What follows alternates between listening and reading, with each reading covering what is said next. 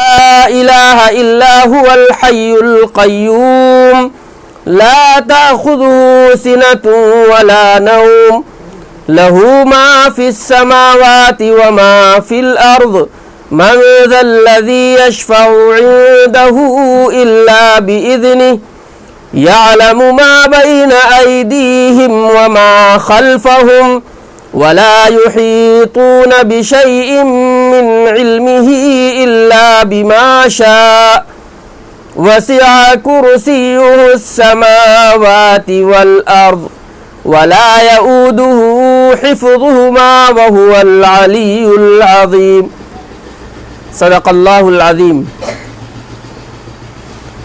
محترم سامعین اور ناظرین، آج جن آیتوں پر ہمیں غور کرنا ہے اور اس کے مفہوم کو سمجھنا ہے وہ سورہ بقرہ کا رکوع نمبر 34 ہے۔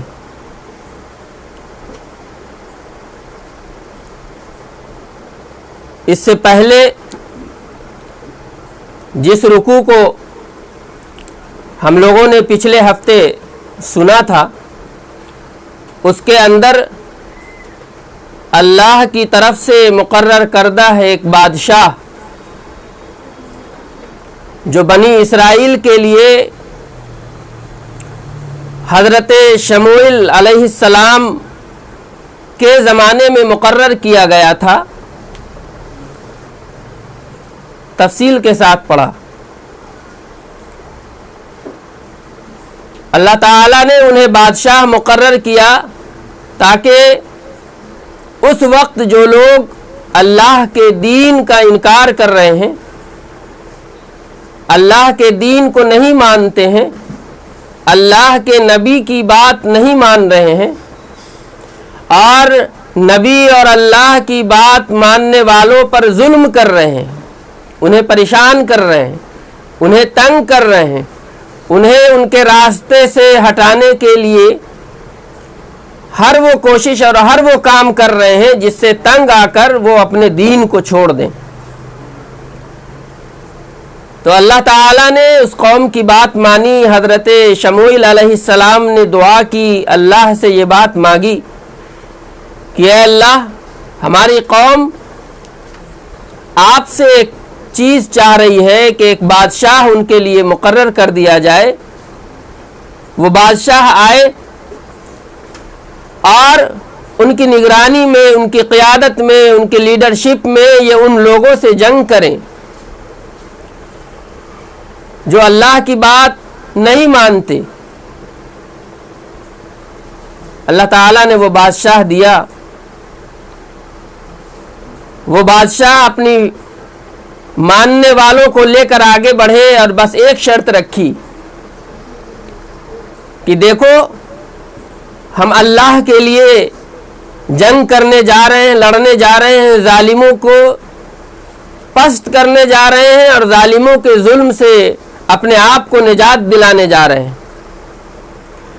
آپ کو یہ معلوم ہو کہ یہ وہ قوم تھی جو حضرت موسیٰ علیہ السلام اور حضرت ہارون علیہ السلام کے چلے جانے کے 40 سال بعد تک اللہ تعالیٰ کے عذاب میں مبتلا رہی اور صحرا میں در بدر بھٹکتی رہی اور انہیں غلام بنا کر رکھا گیا۔ یہ اپنی غلامی سے پریشان آ کر، اس وقت کے بادشاہوں سے پریشان آ کر، اس وقت کے حکمراں سے پریشان آ کر، ان کے ظلم و ستم سے پریشان ہو کر انہوں نے اس وقت کے نبی حضرت شموئیل علیہ السلام سے یہ درخواست کی تھی، یہ مانگ کی تھی کہ اللہ سے دعا کریں کہ ہمیں ایک بادشاہ دیا جائے۔ اس نقشے کو آپ اپنے ذہن میں رکھیں اور آگے کے واقعے کو بھی سنیں۔ تو جب وہ لے کر کے چلے تو ایک شرط رکھی کہ دیکھو، راستے میں ایک دریا ہے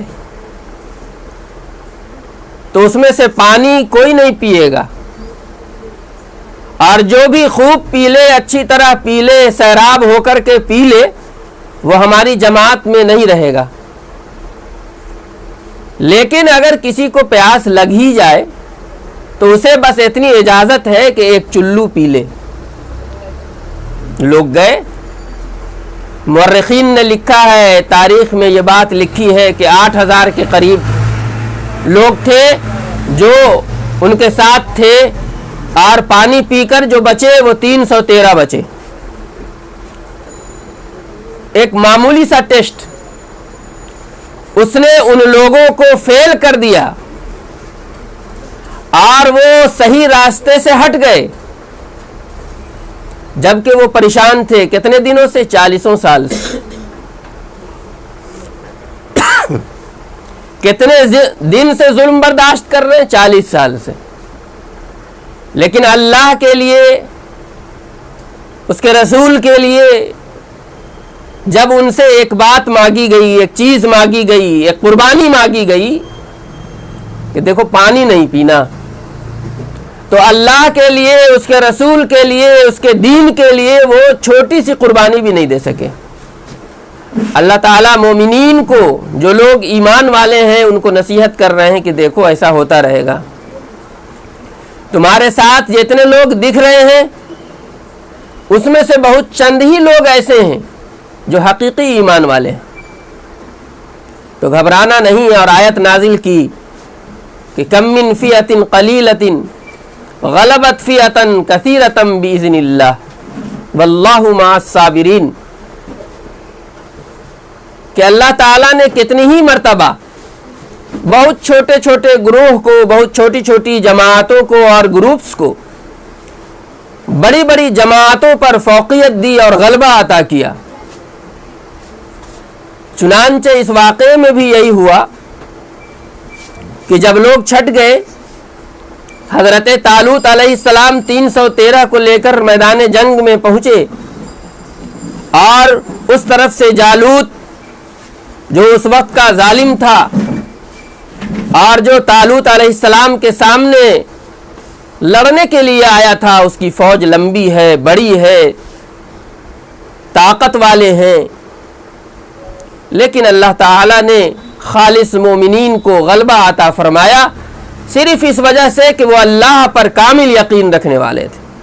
مومنین کو نصیحت کی گئی مکہ کی زندگی میں کہ دیکھو جس طرح کا ظلم آج تمہارے اوپر ہو رہا ہے، اس سے کہیں زیادہ ظلم اس قوم پر ہوا اور اتنے دنوں تک ہوا، لیکن یہ ایسی بے حس قوم تھی کہ جب اسے موقع اللہ تعالیٰ نے دیا تو اللہ تعالیٰ کی قدرت پر اسے اتنا بھی یقین نہیں ہوا کہ ہم چھوٹی سی جماعت لے کر اس بڑی جماعت پر غالب آ سکتے ہیں، اور جب اللہ نے اس سے ایک معمولی قربانی مانگی تو وہ بھی نہیں دے سکے۔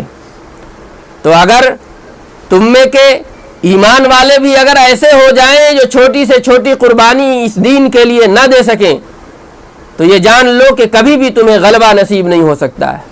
تمہیں غلبہ، تمہیں اقتدار، تمہیں سلطنت، تمہیں حکمرانی، اور اس پورے دنیا اور پورے عالم پر اسی وقت تم غالب ہو سکتے ہو جب اللہ جیسی قربانی چاہے ویسی قربانی تم دو۔ آج کی آیت میں جو سب سے اہم بات فرمائی وہ یہ کہ اے ایمان والوں، اس دن کے آنے سے پہلے جب نہ خرید و فروخت ہوگی، نہ کوئی دوستی اور سفارش کام آئے گی، ہم نے جو کچھ تمہیں عطا کیا ہے، تمہیں دیا ہے، اس میں سے خرچ کرو۔ اور جو لوگ کفر کرتے ہیں اللہ کا، اس کے رسول کا، آخرت کا، فرشتوں کا، اللہ کی کتاب کا انکار کرتے ہیں، وہی دراصل ظالم ہیں۔ اس کے بعد آیت الکرسی ہے۔ اس آیت میں اللہ تعالیٰ نے جس بات پر ابھارا ہے وہ یہ ہے کہ اللہ نے جو کچھ بھی آپ کو دیا ہے اس میں سے اللہ کے راستے میں خرچ کیجیے، یعنی اپنے آپ کو بخیل نہیں بنائیے، کنجوس نہیں بنائیے۔ اور جب یہ جذبہ آپ کے اندر موجود رہے گا تبھی آپ اپنے مال کی قربانی دے سکتے ہیں۔ اسلام، یہ دین، یہ مذہب آپ سے جان کی بھی قربانی چاہتا ہے اور آپ سے مال کی بھی قربانی چاہتا ہے۔ جان کی قربانی کی مثال آپ نے دیکھ لی کہ کس طرح سے جان چھڑا کر کے لوگ پانی پی کر کے اور پیچھے ہٹ گئے، اور خود رسول اکرم صلی اللہ علیہ وسلم کے زمانے میں بھی بہت سارے لوگ پیچھے ہٹ گئے۔ تو اللہ تعالیٰ اس جان کی قربانی کے ذریعے بھی ایمان کو ٹیسٹ کرتا ہے۔ اسی طرح اللہ مال دے کر کے آپ کے مال کی قربانی کو بھی ٹیسٹ کرتا ہے کہ آپ کو کس چیز سے محبت ہے، اپنی جان سے زیادہ محبت ہے یا اپنے مال سے زیادہ محبت ہے۔ اور دین اسلام کا مزاج یہ سکھایا کہ مومنین ایسے ہوتے ہیں کہ نہ اپنے جان سے محبت کرتے ہیں نہ اپنے مال سے محبت کرتے ہیں، اس سے کہیں زیادہ اللہ سے محبت کرتے ہیں، اس کے احکامات سے محبت کرتے ہیں، اس کے رسول سے محبت کرتے ہیں۔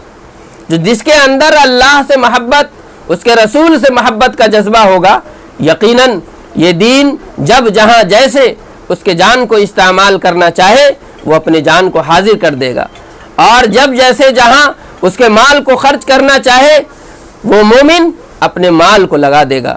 چنانچہ تاریخ بھری پڑی ہے، یہاں پر وقت کم ہے، لیکن صرف ایک واقعہ کہ ایک مرتبہ جب رسول اکرم صلی اللہ علیہ وسلم نے اعلان فرمایا تو آپ کے جو 4 خلیفہ ہیں، حضرت ابو بکر صدیق رضی اللہ تعالی عنہ اور حضرت عمر بن الخطاب رضی اللہ تعالی عنہ کا واقعہ نقل کر رہا ہوں کہ ایک مرتبہ جب آپ صلی اللہ علیہ وسلم نے لوگوں سے کہا کہ ابھی ضرورت ہے، ہمیں فلاں جگہ جانا ہے، اپنے وفد اور اپنے ٹیم کو بھیجنا ہے، ہمیں مال کی ضرورت ہے، دونوں اپنے اپنے گھر نکلے۔ حضرت عمر رضی اللہ تعالی عنہ کچھ زیادہ ہی مالدار تھے، مال والے تھے، ان کے پاس اللہ نے مال دیا تھا۔ وہ یہ سوچ رہے تھے کہ آج ہم حضرت ابو بکر صدیق رضی اللہ تعالی عنہ کو کیا کریں گے؟ پیچھے چھوڑ دیں گے۔ حضرت ابو بکر صدیق رضی اللہ تعالی عنہ نے اپنے گھر میں کچھ نہیں چھوڑا، جو کچھ تھا وہ لے کر کے حضور اکرم صلی اللہ علیہ وسلم کی خدمت میں پہنچ گئے، لیکن وہ پورا مال بھی حضرت عمر رضی اللہ تعالی عنہ کے مال سے کم تھا۔ حضرت عمر رضی اللہ تعالی عنہ نے سوچا کہ آدھا اپنے گھر والوں کے لیے چھوڑ دیتے ہیں اور آدھا اللہ اور اس کے رسول کے لیے لے کر کے چلتے ہیں۔ وہاں پہنچے، آپ صلی اللہ علیہ وسلم نے پوچھا کہ عمر کیا لائے اور کتنا لائے؟ کہا کہ اللہ اور اس کے رسول کے لیے اپنے پورے مال کا آدھا مال لے آیا۔ رسول اکرم صلی اللہ علیہ وسلم نے حضرت ابو بکر صدیق رضی اللہ تعالی عنہ سے بھی پوچھا، آپ رضی اللہ تعالی عنہ نے جواب دیا کہ میں کل کا کل لے آیا۔ حضرت عمر رضی اللہ تعالی عنہ نے کہا کہ آج بھی آپ ہم سے آگے نکل گئے۔ کہنے کا یہ مقصد ہے کہ اسلامی مزاج یہ ہے کہ اس مال کو جمع کر کے نہ رکھا جائے، اسی لیے زکوٰۃ ہمارے اوپر فرض ہے۔ اور اس آیت میں جس انفاق پر وعید اور اللہ کے ڈر کو بتایا جا رہا ہے اور قیامت کا نقشہ کھینچا جا رہا ہے کہ جب قیامت کا دن ہوگا اس دن خرید و فروخت نہیں ہوگی، مطلب یہ کہ ہم اپنے آپ کو بچا لیں جہنم سے کوئی چیز دے کر کے، ایسا کوئی معاملہ وہاں نہیں ہوگا۔ عیسائی لوگوں کا یہ عقیدہ ہے کہ وہاں دنیا میں جیسے ہم کرتے ہیں، کوئی چیز دیتے ہیں اور کوئی چیز لے لیتے ہیں، وہاں بھی اللہ تعالیٰ کو حساب و کتاب کے بعد اگر ایسا لگے کہ ہم جہنم میں جانے والے ہیں تو کوئی چیز پیش کر دیں گے اور اللہ تعالیٰ سے جنت خرید لیں گے۔ اللہ تعالیٰ نے کہا کہ جب وہ دن آ جائے گا تو قیامت کے دن خرید و فروخت نہیں ہے، اس طرح سے تم بچ نہیں سکتے۔ دوسری بات یہ فرمائی کہ جب قیامت کا دن آ جائے گا تو دوستی بھی کام نہیں دے گی۔ اس دنیا میں ہوتا ہے کہ ہمارے رشتہ دار ہیں، ہمارے دوست ہیں اور سب ایک دوسرے کے کام آ کر کے اس کو مصیبت سے، اس کو پریشانی سے بچا لیتے ہیں۔ اللہ تعالیٰ نے اس آیت میں بالکل واضح کر دیا اور کلیئر کر دیا کہ وہاں دوستی بھی کام نہیں آئے گی، یعنی دوستی کی وجہ سے بھی تم اپنے آپ کو جہنم سے نہیں بچا سکتے اور نہ ہی کوئی چیز دے کر کے اللہ سے اپنے جان کو چھڑا سکتے ہو۔ اور تیسری چیز فرمائی کہ شفاعت بھی تمہارے کام نہیں آئے گی۔ شفاعت کا مسئلہ یہ ہے، آیت الکرسی میں بھی آیت آ رہی ہے کہ من ذا الذی یشفع عندہ الا باذنہ، اللہ اسی کی شفاعت اور اسی کی سفارش سنیں گے اور وہی اللہ سے سفارش کر سکے گا کسی بھی شخص کے سلسلے میں جسے اللہ اجازت دیں۔ जिसे अल्लाह इजाज़त दे वही सिफारिश कर सकता है। चुनांचे कुरान करीम में एक जगह आयत है, वला यशफ़ऊन इल्ला लिमन इर्तज़ा वहुम मिन खश्यतिही मुशफ़िक़ून, कि जितने भी लोग होंगे, अंबिया होंगे, शुहदा होंगे, सालिहीन होंगे, कुछ चुनिंदा लोग हैं जिन्हें अल्लाह ताला उस दिन ये चीज़, ये ऑफर अता फरमाएंगे कि आप सिफारिश करें, आप किसको बख्शवाना चाहते हैं, अल्लाह के अजाब से किसे बचाना चाहते हैं। तो एक नक्शा खींचा कुरान करीम में कि वला यशफ़ऊन इल्ला लिमन इर्तज़ा, कि वो लोग हरगिज़ हरगिज़ सिफारिश नहीं करेंगे किसी के सिलसिले में भी। ये बात अल्लाह से नहीं कहेंगे कि अल्लाह ताला इसे जहन्नम से छोड़ दीजिए, इल्ला लिमन इर्तज़ा, मगर सिर्फ और सिर्फ उसी शख्स के लिए सिफारिश की जाएगी जिससे अल्लाह पहले ही से खुश है। वहुम मिन खश्यति ही मुशफ़िक़ून, और जो सिफारिश करने वाले हैं उनके दिल का नक्शा खींचा कि खुदा के रब से वो बिल्कुल पिघल रहे होंगे, सिफारिश करते वक्त भी उनका दिल कांप रहा होगा कि कहीं गलत सिफारिश तो नहीं हो जाएगी अल्लाह से। और आयतल कुर्सी में फरमाया कि मनज़ल्लज़ी यशफ़उ इंदहु इल्ला बिइज़्नि, कौन है जो उसके सामने उसकी इजाज़त के बगैर सिफारिश कर सके? कौन है? कोई नहीं है। कौन है? सिर्फ वही है जिसे अल्लाह चाहे और जिसे अल्लाह इजाज़त दे। तो कहा कि देखो, जब क़यामत का दिन आ जाएगा तो न ख़रीदो फ़रोख्त होगी, और न ही दोस्ती काम आएगी, और न ही सिफारिश काम आएगी। वल काफ़िरून हुमुज़ ज़ालिमून, और जो लोग इनकार करने वाले हैं दरअसल वही जालिम हैं।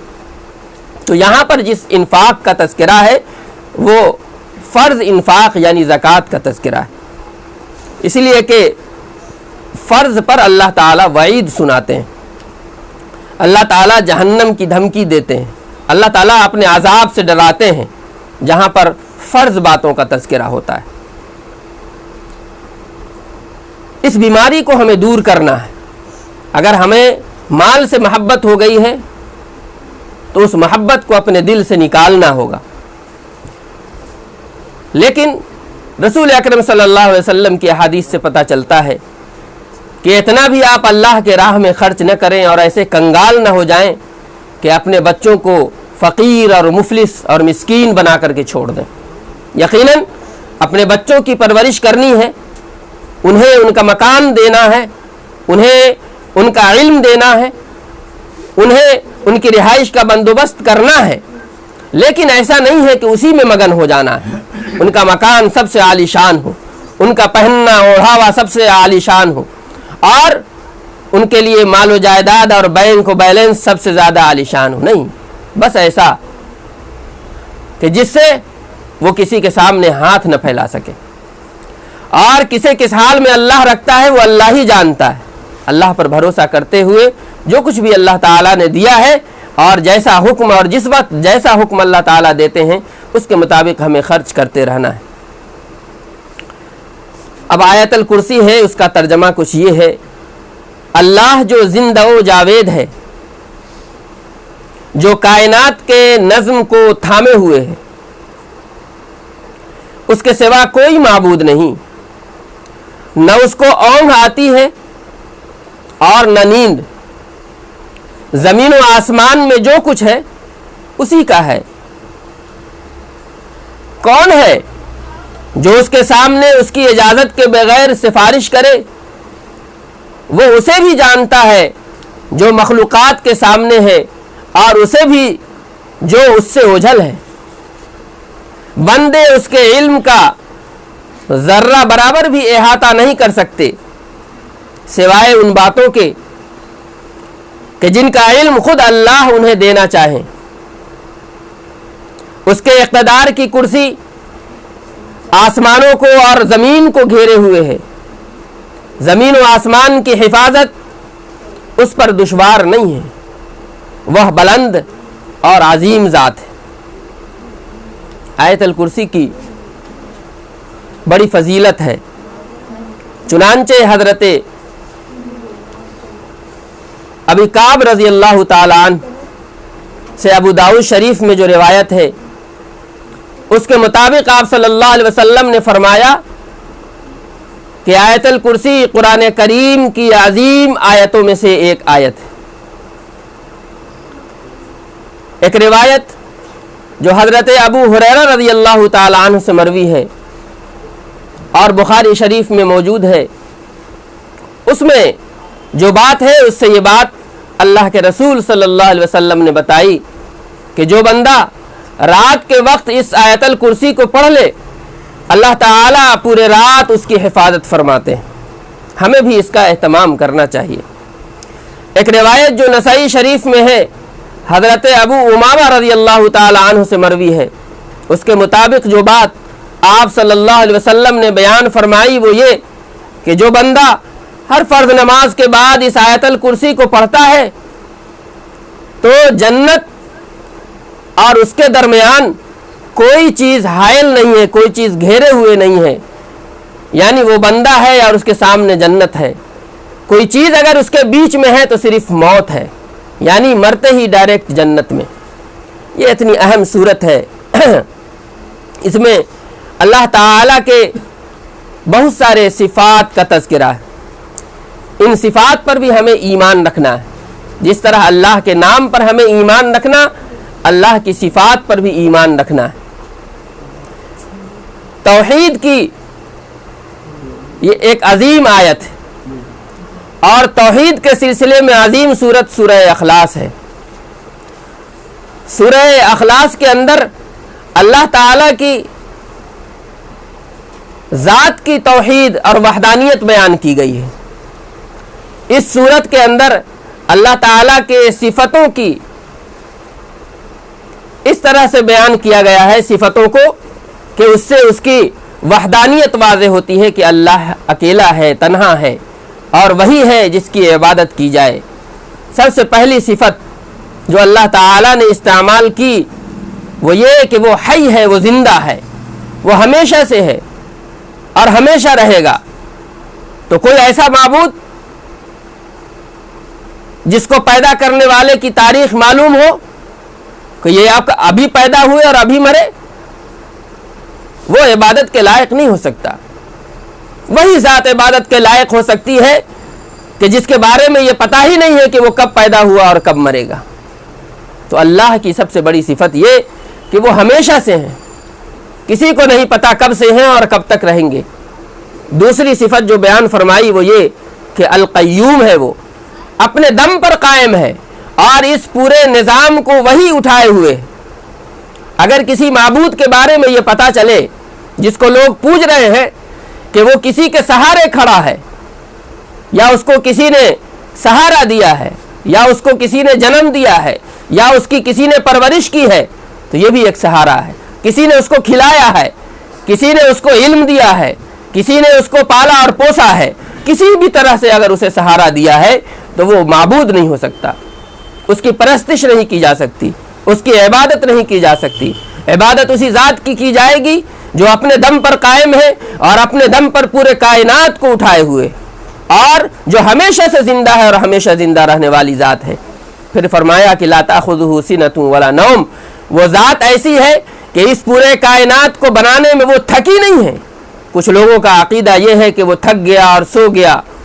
اللہ تعالیٰ نے کہا تو سونے کی بات تو بہت دور ہے، اسے تو اونگ بھی نہیں آتی ہے، وہ ہر جگہ ہے اور ہر طرح سے نگرانی کر رہا ہے اور وہ ہمیشہ دیکھ رہا ہے۔ یہاں تک کہ قرآن کریم کی آیتوں میں فرمایا کہ تمہارے دل کے اندر جو بات تم سوچتے ہو اس بات کا بھی علم اللہ تعالیٰ کو ہو جاتا ہے۔ چنانچہ کہا کہ اسے نیند نہیں آ رہی ہے، وہ سو نہیں گیا ہے، وہ تمہاری ایک ایک حرکت کو دیکھ رہا ہے۔ اس لیے اللہ تعالیٰ کو اپنے دل میں اور اپنے پاس ہمیشہ سمجھو۔ کیوں کہا گیا؟ اس لیے کہا گیا کہ مومنین اپنے عمل کو سدھارو۔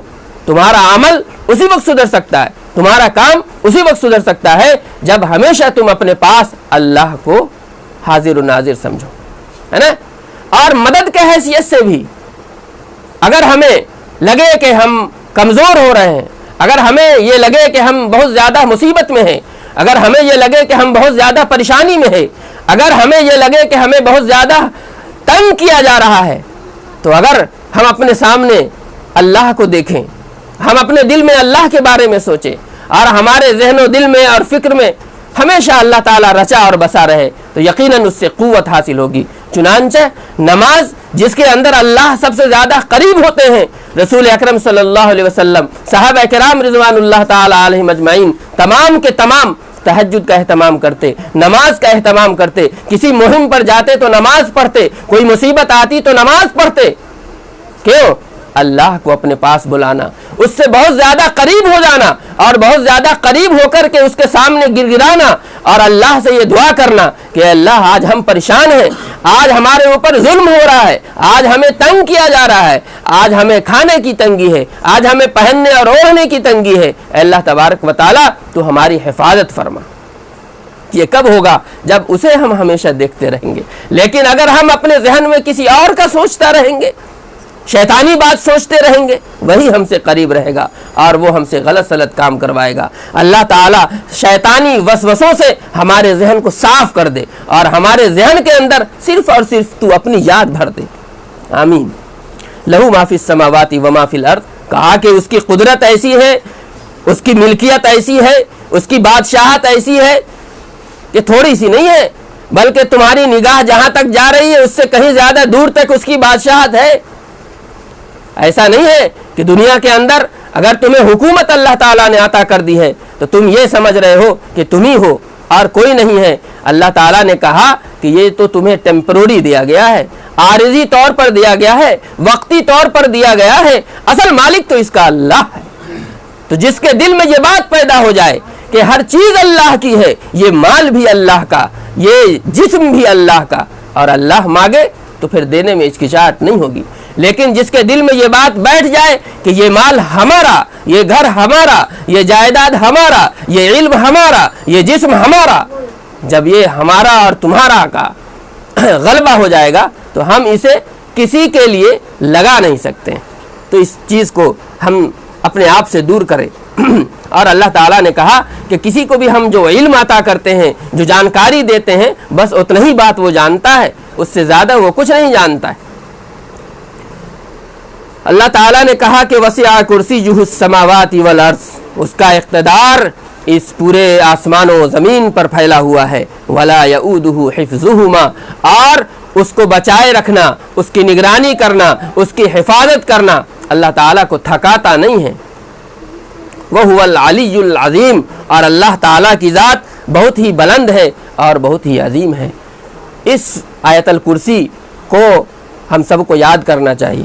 جسے یاد ہے وہ صحیح سے اسے دیکھ لے، اپنے بچوں کو بھی یاد کرائیں، اپنے گھر میں بھی یاد کرائیں، اور اس کی جو فضیلت ہے اس فضیلت کو ذہن میں رکھیں، اور اس کے اندر جو فکری بات کی گئی اللہ کے توحید کے تعلق سے اس کو بھی اپنے ذہن میں رکھیں، اور پھر یہ دیکھیں کہ کیا ہم غیر اللہ کے لیے ان صفات کا استعمال کرتے ہیں یا نہیں کرتے ہیں۔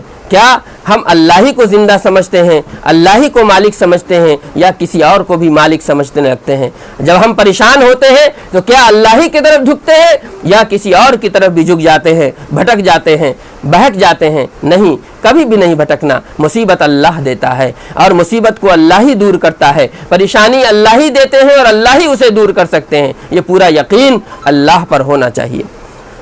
آگے کی ایک آیت بہت ہی اہم آیت، لا اکراہ فی الدین قد تبین الرشد من الغی فمن یکفر بالطاغوت ویؤمن باللہ فقد استمسک بالعروۃ الوثقی لا انفصام لها واللہ سمیع علیم۔ کہا کہ دین میں زبردستی کی گنجائش نہیں ہے، دین کے سلسلے میں زبردستی کی کوئی گنجائش نہیں ہے۔ گمراہی کے مقابلے میں ہدایت کو اللہ تعالیٰ نے بالکل واضح کر دیا اور آشکارا کر دیا ہے۔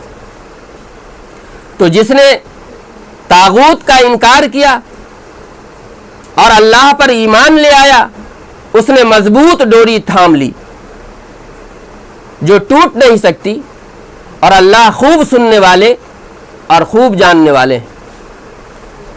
یہ ایک عظیم آیت ہے۔ یہ آیت کب نازل ہوئی اور کب اتری، ایک واقعہ بیان کیا جاتا ہے کہ انصار جو تھے ان کی عورتیں نظر مانا کرتی تھیں کہ اگر ہمیں اللہ تعالی بیٹا عطا فرمائے، اولاد سے نوازے، تو ہم اسے یہودی بنا دیں گے، ہم اسے یہودی بنائیں گے۔ چنانچہ جب انصار کے لوگ اسلام میں داخل ہو گئے، انصار کے لوگ اسلام میں داخل ہو گئے اور ان کے بچے جو تھے وہ ابھی اسلام میں داخل نہیں ہوئے تھے، تو جب یہ لوگ اسلام میں داخل ہو گئے تو انہوں نے اپنے بچوں کو مجبور کرنا شروع کیا کہ تم بھی ایمان لے آؤ، تم بھی اسلام لے آؤ، تم بھی مسلمان ہو جاؤ، زور زبردستی کا رویہ اپنایا۔ تو اللہ تعالیٰ نے یہ آیت نازل کی کہ دین کے سلسلے میں زبردستی کی کوئی گنجائش نہیں ہے، اللہ تعالیٰ نے حق بات کو واضح کر دیا ہے، تو اب جسے سمجھ میں آئے وہ مان لے اور جسے سمجھ میں نہ آئے وہ نہ مانے۔ آج جو الزام لگایا جاتا ہے ہمارے اوپر، اسلام کے اوپر، مسلمانوں کے اوپر، اس دین کے اوپر، کہ یہ لوگ زبردستی کسی کو بھی مسلمان بناتے ہیں، اسلام کا کلمہ پڑھواتے ہیں، اسلام میں داخل کرتے ہیں، ایسی کوئی بات نہیں ہے۔ اسلام اتنی آسان چیز نہیں ہے۔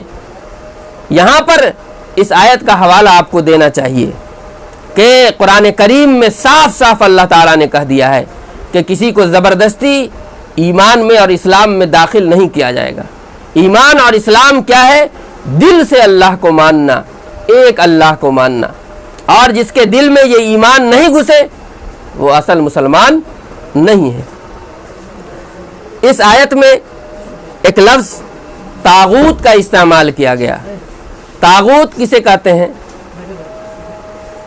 ہر قسم کی سرکشی۔ سرکشی کا مطلب یہ کہ اللہ کے احکامات کے مقابلے میں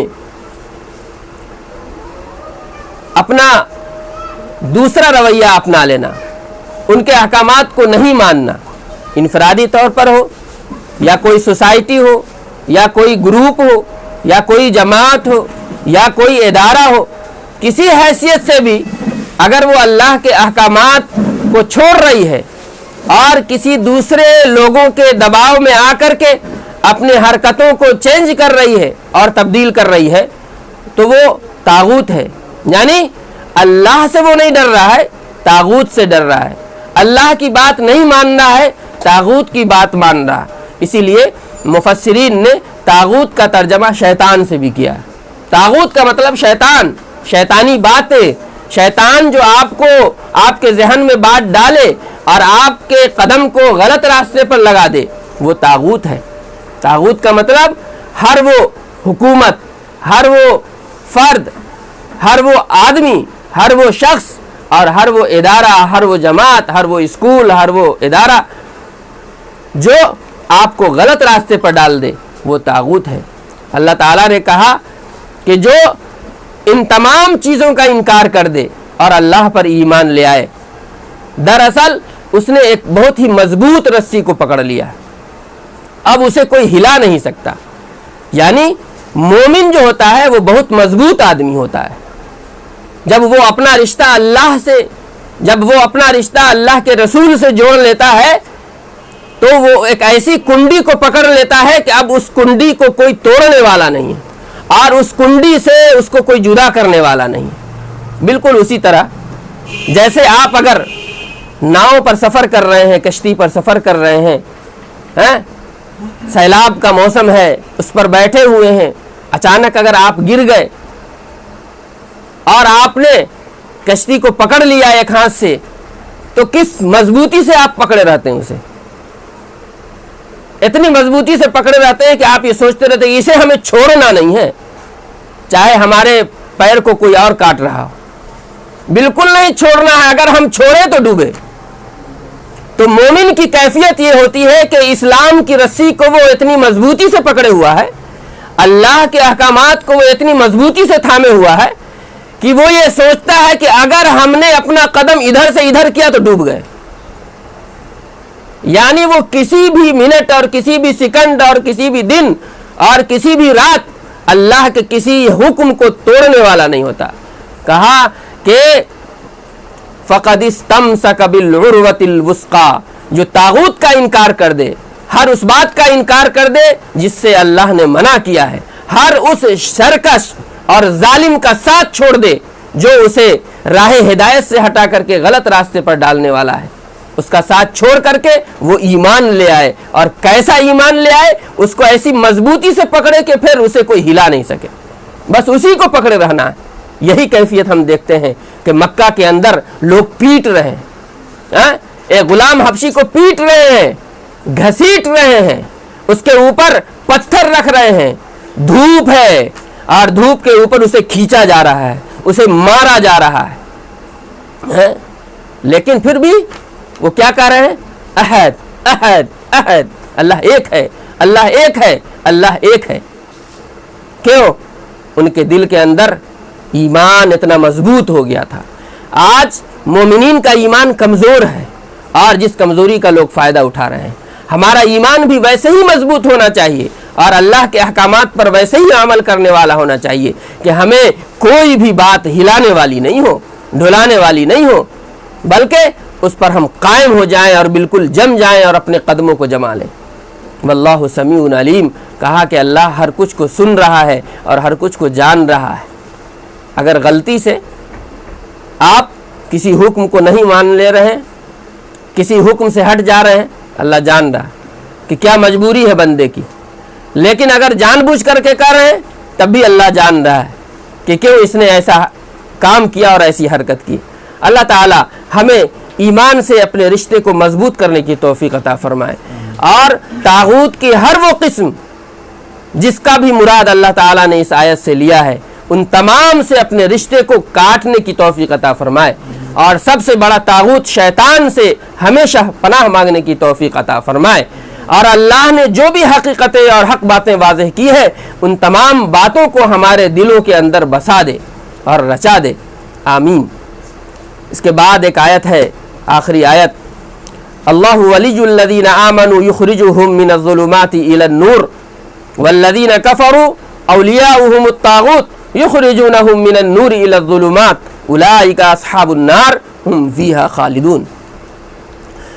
اللہ مومنوں کے ناصر اور مددگار ہیں، ان کو گمراہی کی تاریکیوں سے ایمان و ہدایت کی روشنی کی طرف لاتے ہیں. اور جن لوگوں نے کفر کیا طاغوت ان کا دوست ہے جو ان کو روشنی سے تاریکیوں کی طرف لے جاتے ہیں. یہی ہیں دوزخ کے حقدار جس میں وہ ہمیشہ ہمیش رہیں گے. اس آیت میں اللہ تعالیٰ نے کہا کہ جو ایمان والے ہیں اس کا دوست کون ہے؟ اللہ. اللہ ولی الذین آمنوا، اللہ دوست ہے ان کا جو اللہ پر ایمان لے آئے. نہیں، اللہ اس کا کارساز ہے، اللہ اس کی نگہبانی کرنے والا ہے، اللہ اس کی حفاظت کرنے والا ہے، اللہ اس کو پالنے والا اور پوسنے والا ہے. کس کو؟ جو اللہ پر ایمان لے آئے. تو اگر ہم ایمان لائے ہیں تو اس کا مطلب یہ ہے کہ ہم نے اپنے ہر معاملے کو اللہ سے جوڑ دیا ہے. اللہ تعالیٰ یقیناً ہماری حفاظت فرمائے گا اور ہمارے ہر ضرورت کو پورا کرے گا اور ہماری ہر مصیبتوں کو دور کرے گا، لیکن ہمیں یقین بھی ویسا ہی رکھنا ہوگا. کہا کہ اللہ تعالیٰ ایسا دوست ہے کہ انہیں گمراہیوں سے نکال کر، گمراہی کی تاریکیوں سے نکال کر کے روشنی کی طرف لے جاتے ہیں.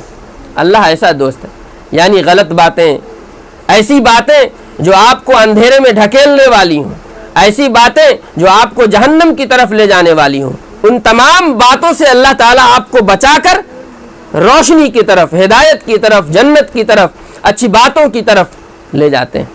نہیں، کب؟ جب آپ مکمل طور پر اپنے آپ کو اللہ کے حوالے کر دیں تو اللہ تعالیٰ آپ کو ہدایت کے راستے پر ڈال دیتے ہیں اور دوسری بات اللہ تعالیٰ نے اس کے مقابلے میں فرمائی کہ جو لوگ اللہ پر ایمان نہ لائے، رسول پر ایمان نہ لائے اور وہ کافر ہو، اللہ تعالیٰ اس کو طاغوت کے حوالے کر دیتے ہیں۔ اور وہ طاغوت کیا کام کرتا ہے؟ اسے روشنی سے نکال کر کے اندھیروں کی طرف پھینک دیتا ہے، نہیں، اچھی باتوں اور راہ ہدایت سے ہٹا کر کے اس کے قدموں کو غلط راستوں پر ڈال دیتا ہے۔ تو ہمیں یہ فیصلہ کرنا ہے کہ ہم اللہ کے سامنے اپنے آپ کو پیش کر رہے ہیں یا اپنے وجود کو طاغوت کے حوالے کر رہے ہیں۔ ہمیں یہ سوچنا ہے کہ ہمارا جو ہر عمل ہوتا ہے 24 گھنٹے کے اندر وہ کیسا ہوتا ہے، ہم اپنے آپ کو طاغوت کے حوالے کیے ہوئے ہیں یا اللہ کے حوالے کیے ہوئے ہیں۔ اگر ہم نے اپنے آپ کو اللہ کے حوالے کر دیا ہے اور اسی پر ایمان لے آئے ہیں تو یقیناً اللہ ہمیشہ ہماری نگہبانی کرے گا، حفاظت کرے گا، ہماری مدد کرے گا اور ہمارے قدم کو صحیح راستے پر جما دے گا۔ اللہ تعالی ہمیں صحیح مومن بنائے۔ کہا کہ جو لوگ طاغوت کے پیروکار ہیں، اس کے ماننے والے ہیں، شیطان کے ماننے والے ہیں، شیطان کی باتوں پر عمل کرتے ہیں، اللہ تعالیٰ نے کہا اولئک اصحاب النار، یہی لوگ ہیں جو دراصل جہنمی ہیں اور جہنم میں جلنے والے ہیں، ہم فیہا خالدون، وہ لوگ اس میں ہمیشہ ہمیشہ رہیں گے۔ تو مومنوں سے اللہ تعالیٰ نے یہ نصیحت فرمائی کہ دیکھو ایسا نہیں ہو کہ تم اپنے عمل کو خراب کر لو اور تم بھی ان لوگوں کے ساتھ جہنم میں جلنے لگو، وہاں تمہارا ٹھکانہ نہیں ہے، تمہارا ٹھکانہ تو جنت ہونا چاہیے۔ اللہ تبارک و تعالی ہمیں ان باتوں پر عمل کرنے کی توفیق عطا فرمائے۔ سب سے پہلی بات انفاق کی بات تھی، اس بات پر عمل کرنے کی توفیق عطا فرمائے۔ دوسری بات اللہ تعالیٰ نے اپنے وحدانیت کے سلسلے میں اور اپنے صفات کے سلسلے میں بیان فرمائی، ان تمام باتوں کو ہمیں ذہن میں رکھنا چاہیے اور اس آیت کی جو فضیلت ہے اس کو ذہن میں رکھتے ہوئے اس کا ورد کرتے رہنا چاہیے۔ اللہ تعالیٰ نے جو یہ فرمایا کہ کسی پر ظلم نہ کرو اور کسی کو زبردستی ایمان اور اسلام کی طرف نہ لاؤ، تو ہمیں اپنے بچوں کے ساتھ بھی ایسا معاملہ کرنا چاہیے کہ دین کی بات سکھاتے ہوئے نرمی سے پیش آئیں، شفقت سے پیش آئیں اور انہیں اسلام ان کے دل میں اچھی طرح سے رچا اور بسا دیں۔ اللہ تبارک و تعالیٰ سے اپنے آپ کو ایسا جوڑے اور ایسا تعلق پیدا کرے کہ پھر آپ کو کوئی ہلا نہیں سکے، کوئی آپ کے قدم کو ہلا نہیں سکے اور آپ کے قدم کو آپ کی جگہ سے ہٹا نہیں سکے۔ اللہ تبارک و تعالی کو اپنا دوست بنا لے۔ اللہ تبارک و تعالی آپ کو اپنا دوست بناتے ہیں، آپ بھی ان کے دوست بن جائیں، اور دوست بننے کا مطلب یہ ہے کہ ان کے احکامات پر عمل کرے۔ ہم تمام کو اللہ اپنے احکامات پر عمل کرنے والا بنائے اور جہنم سے بچائے، اس لیے کہ جہنم بہت بڑا ٹھکانہ ہے، اللہ کا عذاب ہے۔ ہم تمام کو اللہ کے عذاب سے پناہ مانگنی چاہیے۔ آمین ثم آمین۔ صدق اللہ العظیم۔